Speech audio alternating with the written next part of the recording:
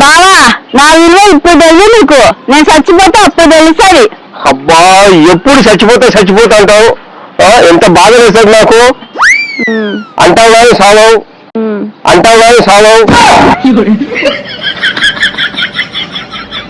నీ మొహమ్మద్ కాకిరెట్టయ్యా. అసలు మా ఫ్యామిలీకి అల్లుడుగా రావాలంటే పెట్టి పుట్టాలి తెలుసా. నా గురించి, మా నాన్న గురించి, మా ఫ్యామిలీ గురించి తెలుసుకోవాలంటే మరో జన్మ ఎత్తాలి. ఏంది మరో జన్మ కూడా ఈ సంతేనా నాకు.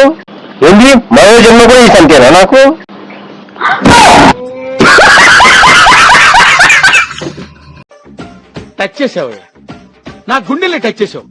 టచ్ లో ఉండు, ట్రై చేస్తాను.